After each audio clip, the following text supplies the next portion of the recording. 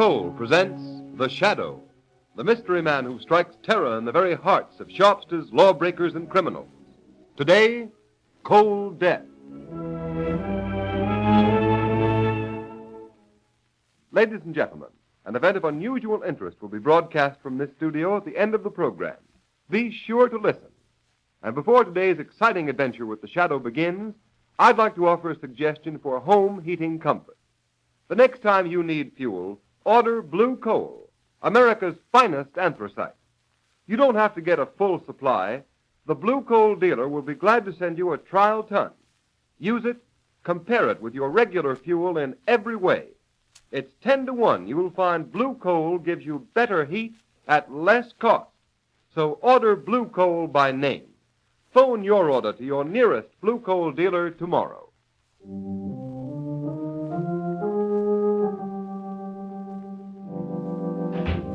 Hello, Mr. Carver. Well, what do you want, Dawson? Why job at Carverville, tending to business? Fine mess you've made of things. Oh, so you've seen the story in the paper about conditions up in the village? Yes, you brainless fool. Don't you know you can't keep things quiet by manhandling a reporter? Now, wait a minute, boss. I can explain that. We had to rough that reporter up. He was taking pictures. I don't want any excuses. I pay you to manage my mill. If there's any more publicity about living conditions up there, you'll find yourself out of a job. Now get out. Don't bother me with details. Get out. Okay, Mr. Carver. I won't bother you with details. But if anybody else comes up to Carverville snooping around and asking questions, we'll make them wish they never heard of the place.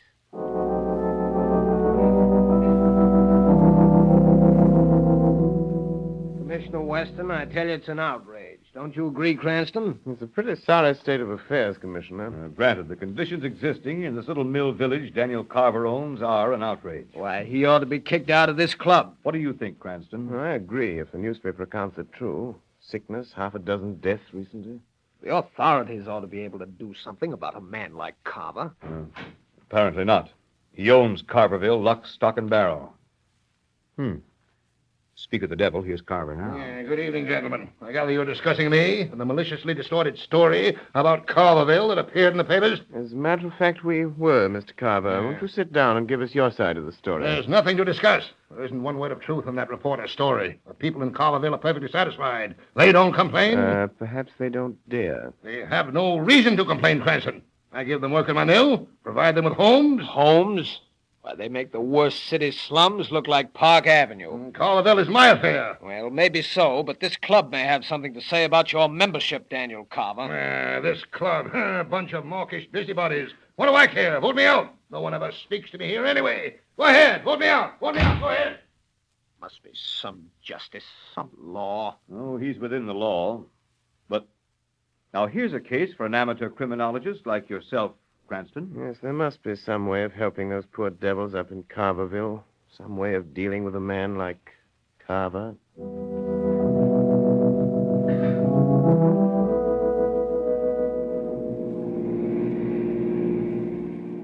Lamont Cranston, would you mind telling me the reason for this long drive in zero weather? You'll soon see the reason, Margot. We're now entering Carverville. Take a good look at it. Oh, how drab. How awful. Look, Lamont, broken windows stuffed with paper. I'm beginning to understand why you're here. But how did you hear about it? Daniel Carver, the man who owns this charming little mill village, is a fellow club member of mine. What are you going to do, Lamont? I don't know exactly until I've talked to some of these people. As Lamont Cranston or the Shadow? As a nameless social worker for the present, Margot, but I have a strong hunch the Shadow will have to play a big part if anything is to be done to help these people. Here we are. You want some gas, mister? No, thanks, but could you tell me how to get to Mrs. Tucker's house? What do you want? Ma Tucker's got enough trouble already, what with her old man and kid dying since the cold set in. I read about it in the papers. We've come here to help. Listen, mister. Carverville folks ain't got much, but we ain't asking or welcoming no nosing around from strangers. If you'll just point out Mrs. Tucker's house, I'll see what she has to say. Right over there by the creek. But don't say I didn't warn you, mister. Thanks. Come along, Margot. I may need your help to get Mrs. Tucker's confidence. Well, I'll do anything I can. You know, Lamont, there's something terrifying about this village. How so? Oh, that man and the way people are watching us from behind curtains in the windows of every house along the street. You're afraid of something, Margot. Of what? That's just what I hope to discover in this house. Oh, there's something sinister about this place. Wait, Margot. Someone's coming to the door. What do you want, mister? Are you Mrs. Tucker? I'm Ma Tucker. What do you want? May we come in? You say what you got to say. Please, Mrs. Tucker, we've come to help you. No, you... Oh, all right. Come in. It don't matter. Nothing matters now. Thank you. Mrs. Tucker, we realize you've been through a terrible ordeal. Losing your husband and son within a week. Well, I ain't no worse off than anybody else in Carverville. What are you going to do? I got one boy left, Sam. He works in the mill. Mrs. Tucker, how much rent do you people have to pay for these houses? Hey, you better get out of here, mister. You don't want to get me in more trouble for talking to you at all. You better get out. Who would make trouble for you because you talk to us? Never you mind that, mister. And if you know what's good for you, you'll get out of Carverville before Dawson and the others from Carverville get here. Hey, Ma, who are these folks? This is my son, Sam. Hello, Sam. Well, howdy. You welfare workers from the city? You might call us that. We've come here to investigate conditions. They've been asking questions about the houses, Sam. But I didn't tell them nothing. Well, why didn't you, Ma? What? I'm sick of all this fear, old man Carver and his spies. We kept quiet for years, and what's it got us? What did it get Pa and young Jim? We slave in the mill, and they rob us at Carver's store, and we live in these pigsties that Carver calls houses, and when we're old and sick, he lets us die off like a lot of mangy dogs. Shut up, Sam. Don't talk like that. Somebody'll hear. Well, let him hear. It's time somebody heard the truth. Can't you do something, mister? Can't you help us? If somebody don't help us, God only knows where this will end. Thanks for speaking out, Sam. You'll have to help. Lamont, there's a crowd gathering outside. What? I knew it. I knew there'd Now, be you trouble. be quiet, Ma. Listen, mister, I got a notion you're all right. Come on, Tucker! Sam! Open up! We're going to chase them smart alecky strangers out of town, like we did that reporter. Listen, Sam. We'll have to leave or there'll be trouble. But will you meet me in the next town in a couple of hours? I've got to know everything that's been going on here if I'm to help you. Yeah.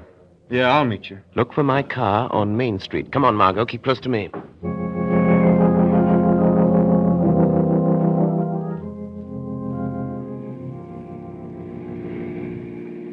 Lamont, I hope no one saw Sam Tucker meet us down this road as you asked him to. I hope not, Margot. What are you going to do now that he's told you the tragic story of Carverville? Going back to Carverville. Right now, tonight? Yes. First to call on old man Carver. I thought he was in the city. He evidently heard that more strangers were in Carverville this afternoon asking questions. Oh, what a beast Carver must be, Lamont. If he could only be made to see the misery and suffering he's caused. He's going to see it, Margot, tonight. Lamont, there's Carverville. Oh, not that I'm afraid, We're but... stopping. That's Carver's house right ahead there. Yes, I see a light downstairs, Lamont. What are you going to do? Margot, do you remember Scrooge in Dickens' Christmas Carol? Yes, and Carver is worse than Scrooge ever thought of being. Tonight, Daniel Carver is going to feel more remorse than Ebenezer Scrooge ever did. He deserves it. I'll wait in the car, Lamont. It's bitter cold. Well, if those poor people down there in those flimsy houses can stand it, I can. I'll wait here. But how are you going to make Carver visit those poor people? Margot, tonight Daniel Carver is going on a sightseeing tour. Personally conducted by the Shadow.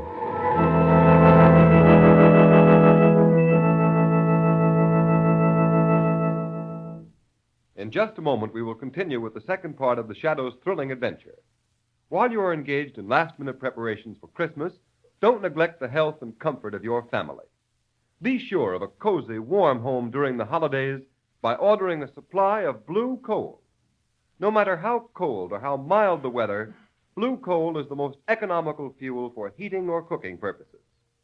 Up in the Arctic regions, where the temperature today is at least 60 degrees below zero, fur traders and trappers are keeping warm with blue coal. They've used other fuels only to find that blue coal will keep them warm more economically than any other fuel. Blue coal is a Pennsylvania anthracite, the fuel that burns long and steadily. It is the fuel that furnaces, parlor stoves, and cooking ranges in New England were especially designed to burn. And the finest Pennsylvania anthracite is blue coal, mined by the Glen Alden Coal Company, employing American labor, and it is transported by American railroads. Every carload is laboratory tested for purity and uniform size before shipment.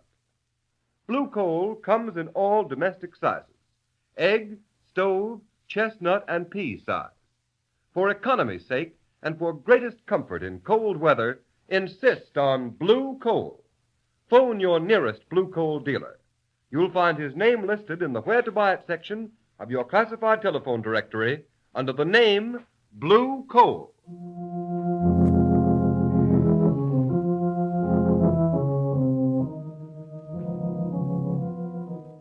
Dawson, I told you if there's any more trouble up here in Carverville, I'd fire you, didn't I? Yeah. Well, there ain't been no trouble, Mr. Carver. Not yet. If that guy that was here this afternoon comes back tonight, we'll make him wish he'd never heard of Carterville. What makes you think he will come back? I know he's coming back. Tonight. You got Sam Tucker to meet him down in the next town. How do you know that? I took a rubber hose to the kid when he came back about an hour ago.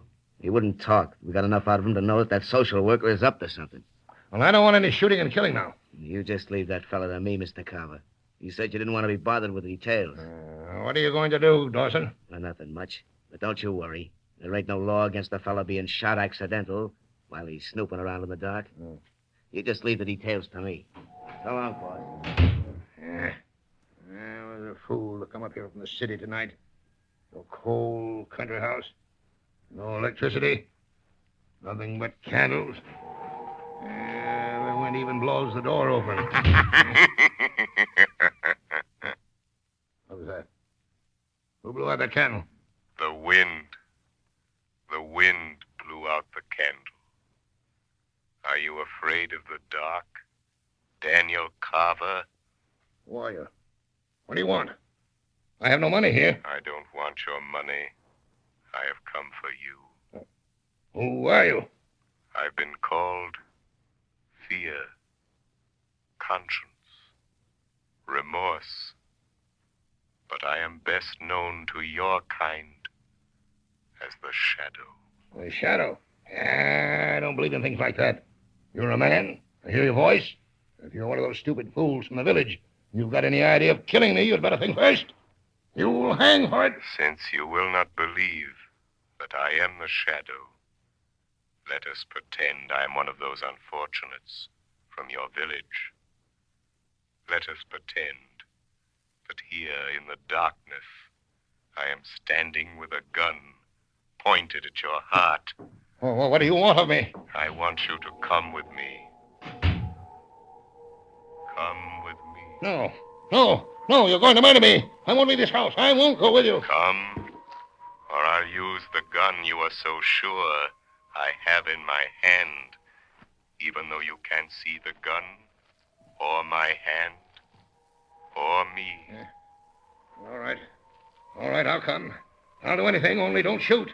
If it's money you want, I'll get it for you. Get in your car. First, let me get an overcoat. It's bitter cold. No. It's time you learned what it feels like to be cold. Where are we going? Drive down to that squalid sink of misery that bears your name, to Carverville. Don't cry out. Don't try to escape me, for I'm right behind you, in the back seat of the car. What do you want me to do in the village? Stop at that little bridge. Be careful, Carver. I can read your thoughts. You're thinking you'll cry out, attract attention, and get away from me. But you'll never get away unless you do exactly as I tell you for the next few minutes. What are you going to make me do? You will go where I tell you. And listen. And watch. And what if I meet someone? If you should, don't speak. There's a little bridge. Stop the car. Now get out of the car, Daniel Carver. This is the Tucker house. Walk to that lighted window over there. Stand there by that broken pane stuffed with paper. Why have you brought me here? You better look out.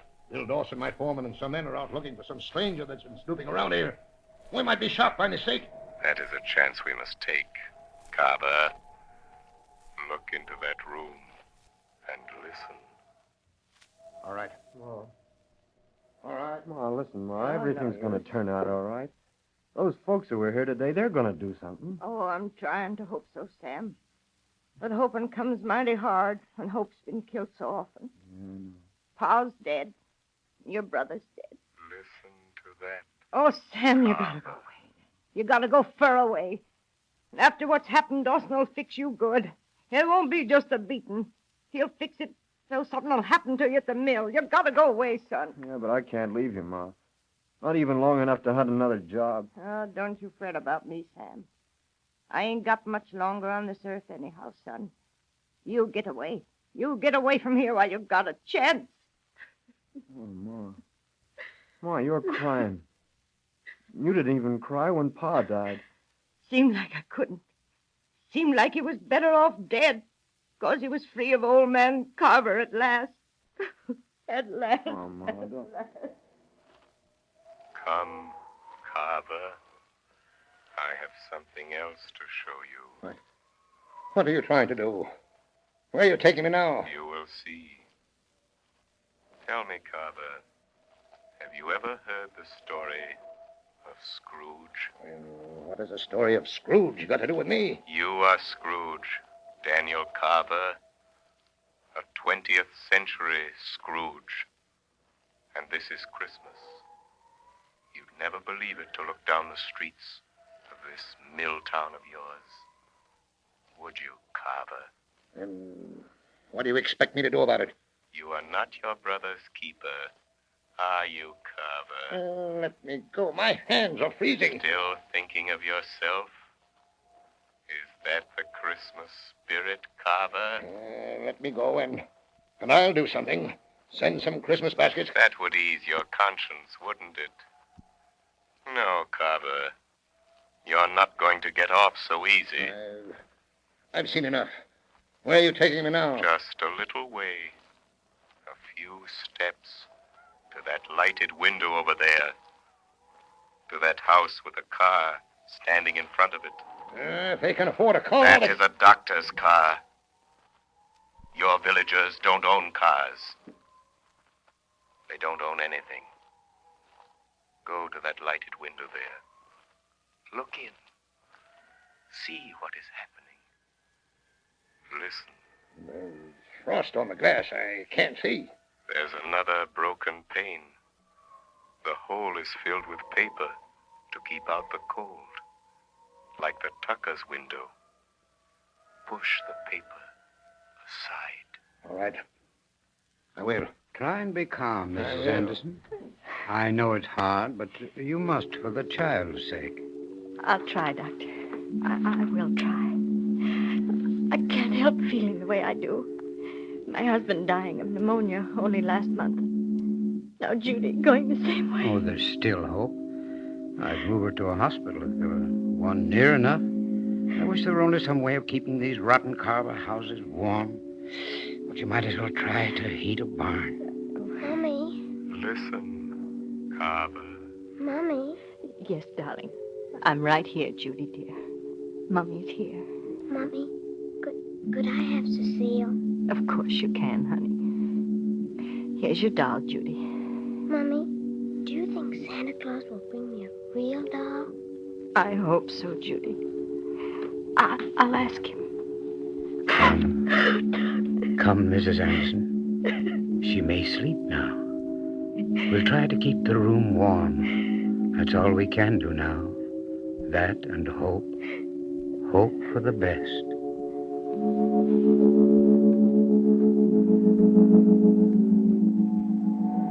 Look at that child, Daniel Carver. She's dying. And you alone are to blame. No, stop. Don't torture me anymore. If that child dies, Carver, there will be no candles. No gay candles on a gift-laden Christmas tree. But white candles, shedding a ghostly light around a packing box coffin.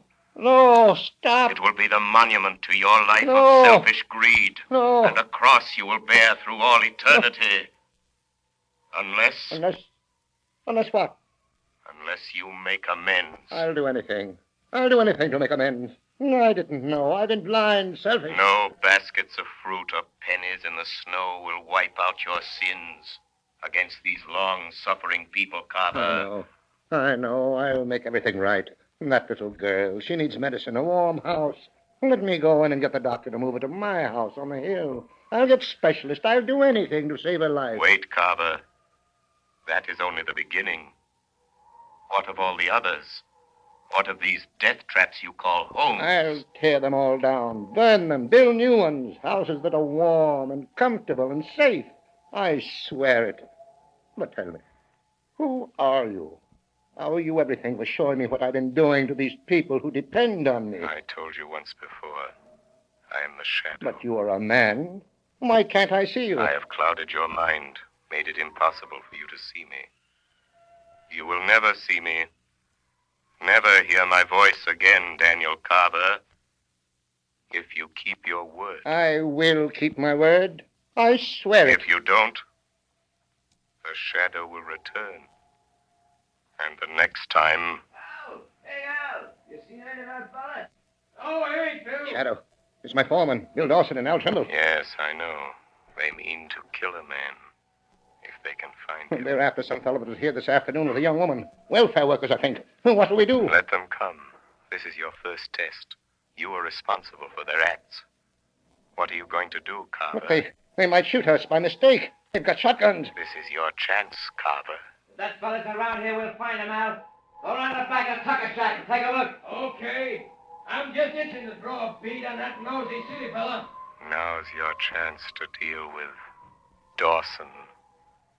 What are you going to do, Carver? I'll show you. Just watch me. Don't shoot. Dawson! Dawson, don't shoot! It's me, Carver. Carver.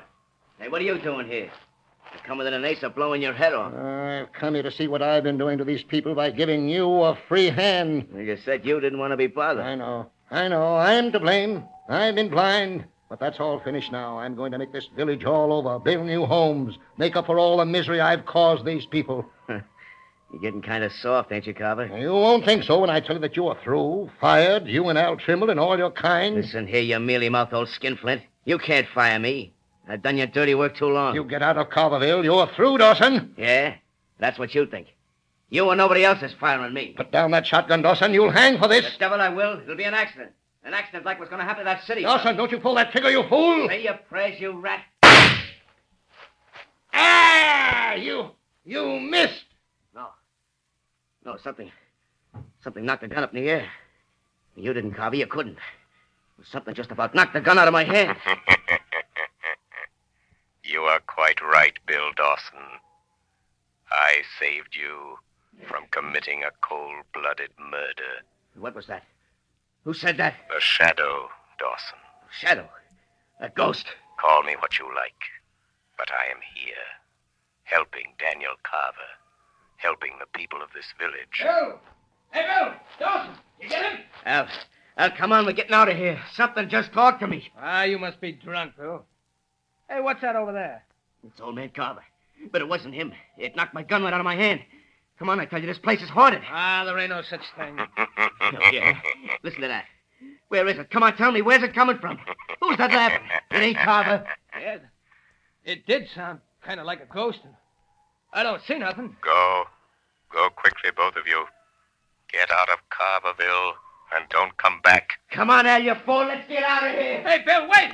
Wait, don't leave me here alone with that thing. Wait! Shadow, are you still here?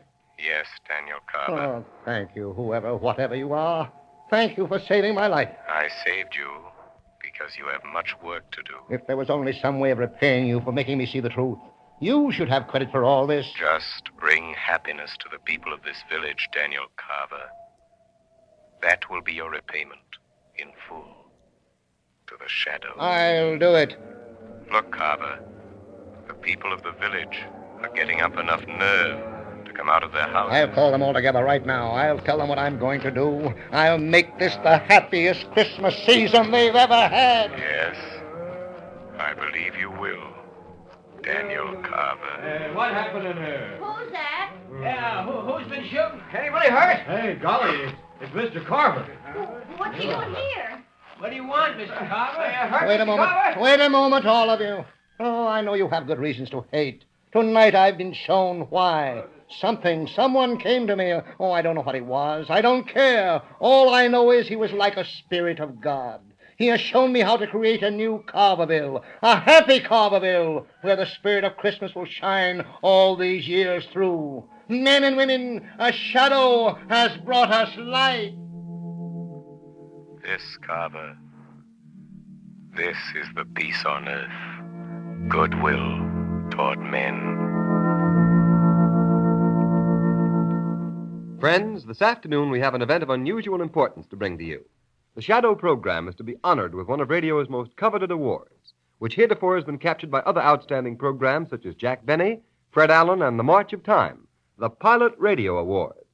Mr. Harry A. Smith, president of Blue Coal, will accept this award from Mr. Sylvester Thompson, vice president of the Pilot Radio Corporation, who will make the official presentation.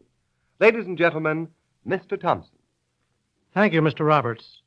During the past year, the Pilot Radio Awards Society has been making periodic awards to various programs on the air which represent the highest achievements in their particular fields of entertainment.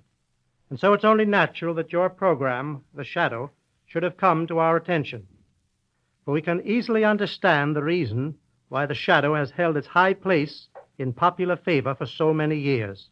It brings all the thrill and flavor of mystery drama to radio audiences.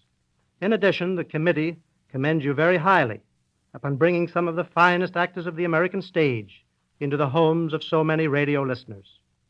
Recognizing your noteworthy contribution to fine radio entertainment, I take pleasure in presenting to you, Mr. Smith, the Pilot Radio Award of Merit, and I am certain that The Shadow will continue to delight radio audiences for many years to come.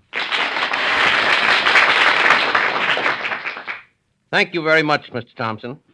On behalf of the Glen Alden Coal Company and the D.L.W. Coal Company, producers and sellers of blue coal, it gives me great pleasure to accept this award. We greatly appreciate this recognition of our efforts to entertain the radio public. We realize, however, that the credit is due to those who prepared, directed, and presented The Shadow. The Blue Coal Dealers of America join me in expressing their appreciation to our very able artists who have presented this entertainment, and our thanks to you for this recognition of their efforts. I assure you that they will endeavor to keep their future presentations of the same high quality that we endeavor to maintain in every ton of blue coal.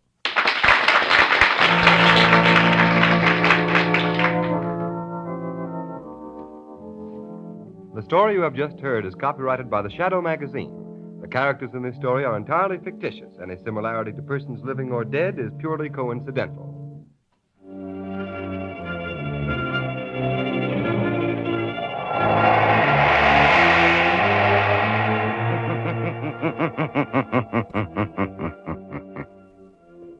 The weed of crime bears bitter fruit.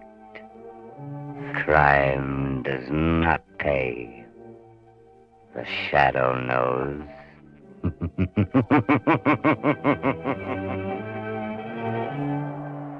Next week, same time, same station, Blue Coal, America's famous anthracite, will again present another thrilling adventure of The Shadow.